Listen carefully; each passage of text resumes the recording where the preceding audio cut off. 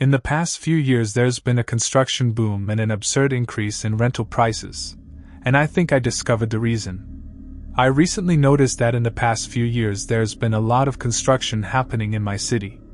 Overhead cranes visible against the sky, non-stop sounds of jackhammering, construction vehicles constantly driving up and down the streets. New buildings going up. Apartment complexes, commercial high-rises. Mostly downtown, but that's where the density is. I didn't give it too much thought, to be honest. It just seemed normal for a city to be expanding, growing. Development is a positive. Who wouldn't want to live in a place that's booming? Then I noticed the rental prices in some of these apartment buildings. High, very high. To the point of being almost impossibly high. Like, who can afford to pay these prices? And the units aren't big. In fact, they're rather tiny. More than one small family couldn't fit into one, yet I don't know many small families who could afford to pay that much rent. So I got interested. I went around to a few of the buildings and asked about renting, about how flexible the prices were. "Oh, those are set by the Home Office," I was told by one guy. "So there's nothing I can do. Take it or leave it." Another told me to ask again in a few weeks. Because the prices fluctuate on a daily, sometimes hourly basis. It's all controlled by the algorithm. The algorithm, asterisk. Someone must have made that, right? One night, on my way back home, I noticed something else that was strange. Almost all the lights in these new buildings were off. It was 9 p.m. dark. Who's asleep at 9? Moreover, who's not asleep but keeps the lights off? And if you can afford to rent a unit at these prices, surely you could afford to pay the electricity costs to turn your lights on. All the new buildings were the same way. Rows of black, unlit windows. It was positively eerie, and once I'd seen it, I couldn't unsee it. I lay awake in bed that night trying to think of an explanation, but nothing came to me. Only nightmares. I skipped work in the morning and went back, tired, to the rental offices. This time I asked about unit availability. Did they have a lot of empty units to rent? The answer was the same everywhere. No, only a few. So you'd better act fast.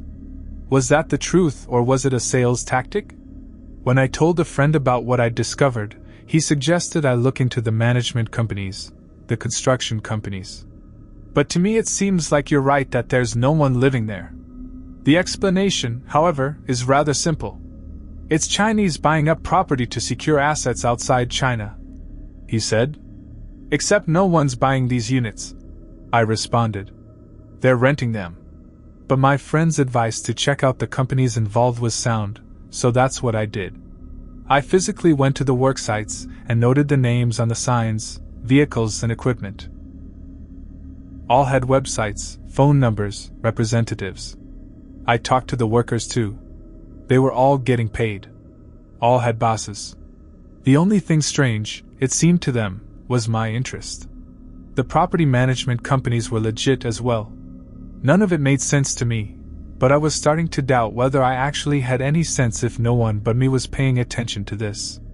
Maybe I was the problem. That's when I started getting those targeted ads online. You know the ones. You tell someone you're looking to buy a pizza oven, and suddenly YouTube is showing you ads for pizza ovens. You search online for unshelled pistachios a few times, and you start seeing nuts everywhere. Well, I started getting ads for condos, office space, and local real estate financing with oddly aggressive language. Stop looking immediately, and buy your dream home today. Lower your interest now. Your search ends here, with Sunvale Developments. Now, I consider myself a rational person. I don't get hooked by conspiracy theories, but even I was starting to get a little paranoid, looking over my shoulder whenever I went out into the street, taping across my laptop camera, shutting down and unplugging my electronics. No more television in the evenings. No more doom scrolling on my smartphone before bed. Just silence and books. The ticking of an analog clock. But outside, always, everywhere, the cranes and the construction noise, the scaffolding, the freshly poured concrete foundations, the construction workers, the steel beams and brickwork, the heavy industrial equipment and the buildings, so clean, new and seemingly so uninhabited. I'd even read that the buildings pretty much design themselves these days. The architects and the engineers simply look things over and approve. With the office towers, it was harder to tell occupancy than with the apartments, because you expect offices to be empty at night, but after sitting in front of a few for a few weeks, I can say they seemed empty during the day too. There were security guards and cleaners and deliveries made, but where were the actual workers? I'll tell you, going into the old buildings in the morning and leaving in the afternoon, like it should be. Old, above-ground parking lots filled with cars during working hours. The new office buildings all have underground parking, controlled entrances or exits, with guards.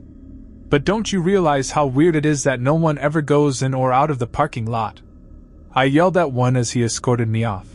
Building property. I had managed only a quick look before he grabbed me, but I can tell you with certainty that it was empty. It was 10 o'clock in the morning on a Tuesday, and the entire underground parking was empty. Obviously, the guard didn't answer my question. "Ain't my job to notice stuff like that," he said, threatening to call the cops next time. That's when I met Andy. I met him online on an obscure little forum for people who don't toe the mainstream line. I'd been posting my observations everywhere I could, from a library computer, of course, and that's where somebody actually responded. His message said he noticed the same things, was equally puzzled, and wondered if we could meet. He wanted to show me something. Even as the message got me excited, I knew there was a chance it was a setup, a way to end my interest for good. Maybe the security guard had reported me to the higher-ups. Maybe I'd caught someone's attention on the library's security footage, and they'd matched me with the underground parking incident. Maybe. I met Andy anyway, in a small hot dog place downtown, and I'm glad I did.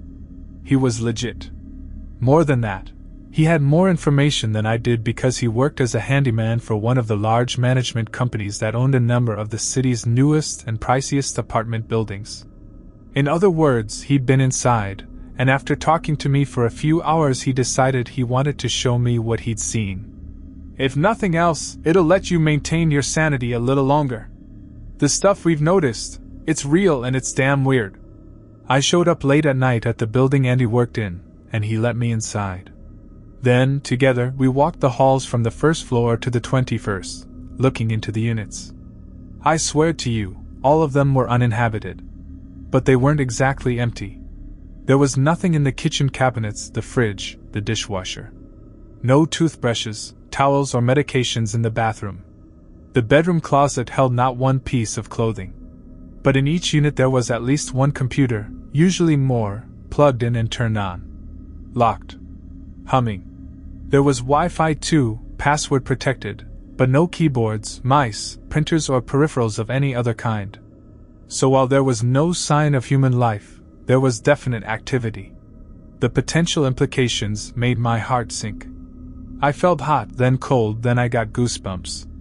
"You said you looked into the companies that build and manage new buildings like these," Andy said. "How far up the chain did you go?" "Not far," I admitted. "Did you look into the people supposedly running these companies?" "Yes," I said. "If you're asking whether they exist, as far as I can tell they do. They all have a digital footprint.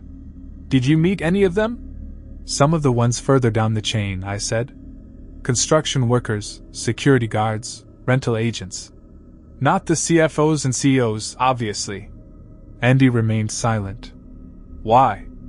Are you suggesting those don't exist?" "Exist is a tricky notion," he said. "I think you found digital footprints because those are the only footprints they have. I think they're bit-based, not atom-based." He paused, searching for a word. "Entities. Or perhaps just one entity, with many digital faces." I felt then as if I were being watched, as if I were in a room filled with digital ghosts, passing through me, and I had to resist the urge to run down the hall, down the stairs, and out of the building. "We should go," I said. "I know what you're feeling. Trust me, I've felt it too. I've been in these rooms so many times. But nothing ever happens. You go home, sleep, and then you get up in the morning and go to work again as usual. The fear, the anxiety, it never fully goes away, but it does become manageable." I've read that's normal in situations where you're dealing with things you don't understand. Things more complex than yourself. You think they don't care we're here, that we know? They used to turn on the lights, eh? Besides, what is it that we know? I couldn't immediately answer. That this is weird. That apartment buildings with no occupants should not exist.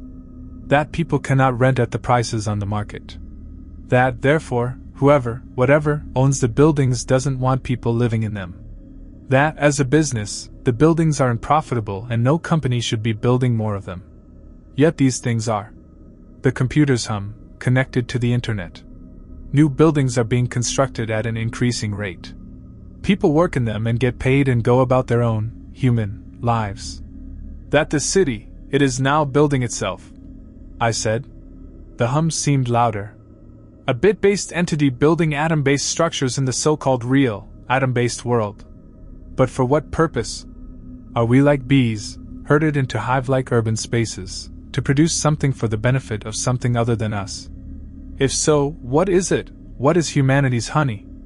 I shuddered, sitting in that apartment unit, and Andy, like he'd read my mind, said, "Lately, I've been considering they may not even have a reason to be at all. We have no evidence they use anything other than systems we've created." I remembered the rental agent's mention of the algorithm. They may be simply a merging of some of these systems, become more effective at doing, without us, what we created them to help us do in the first place. "We should go," I said again. This time, Andy agreed and we rode the elevator down to the ground floor, then exited by a back service door. All the way down I imagined, if not outright expected, the elevator to kill us, then the door to refuse to let us out. But none of that happened, and we walked outside, under the stars and the skyscrapers. Then I went home, went to sleep, got up and went to work as usual. After work, I wrote all this down in a notebook. Then I realized the only way to share it widely enough is online, which means feeding it into the system, so that's what I did. I went to the library, scanned and OCR'd the notebook pages and posted the result to Reddit. But before I posted it, I proofread it and realized I had to clean it up. There were obvious typos, ones any human would have caught, and I thought, maybe what's truly dreadful is not just being made a slave to one's own system but being enslaved by a system that's not yet ready to be in control.